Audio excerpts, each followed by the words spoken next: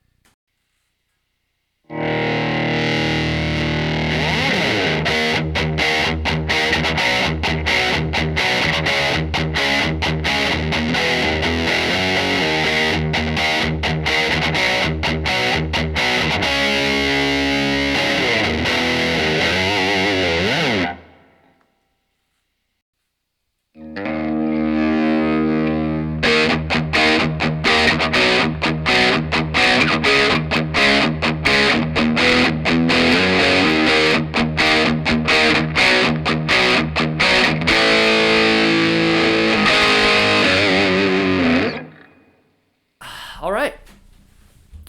So that's the comparison between the two. I think it's a good comparison. They're both really nice. I expected the Marshall to be more appealing to me, but as I played, just probably because I'm used to the Blackstar, but in playing them both, they're great. Either amp is nice. They both really have the same feature set, although with the Blackstar you can run another speaker cab with the speaker that's in the combo, and with the Marshall you can't. You have to run a 16 ohm extension cab, and there's only one output jack for a speaker. So you can you'd have to run into something like the PV cab behind me. It's actually a 16 ohm mono, 8 ohm stereo. Some of the cabs are 16 ohm parallel or stereo, 8 ohm mono. So the Blackstar takes an extension cab real well. They both have MP3 inputs. They both have reverb that's decent. There's a little more reverb on the Blackstar, but the Marshall reverb I think is fine. Both have effects loop. Yay, it's about time, Marshall. They both have a line out. They both have custom stock speakers. The Marshall has the 10-inch, but it sounds great. Blackstar has a 12-inch. Sounds great. I think the Blackstar is louder, but I think the Marshall clean tone is sweeter. Compresses really nice. Whereas the Blackstar lead tone, that high volume tone, doesn't quite compress it's not as forgiving, is a nice way to put it. The Marshall cranked up with some lead, and especially with the boost pedal, is very forgiving to the mistakes. Not as forgiving as a delay pedal, but still very forgiving. I'd be happy with either one. Would I sell my Blackstar to get the Marshall? I don't know. But if I didn't have either one, I would get the Marshall unless I could find a Blackstar real cheap, which usually you can find a Blackstar for about $300. They hold their value really well because they're a super nice amp. Had mine for a long time, real dependable. And the Marshall's about $540, I believe. But whatever you have available for funds, they're down here. That's why I keep looking down there. They're down there. Anyway, hope you enjoyed it. Everybody, cross yourself for my Ignator. I know Sweetwater's going to treat me right. It was only 14 weeks old, and it'll be back. It sounds great. I'm sure it was something simple. You guys have a good week. We'll see you next time. Bye.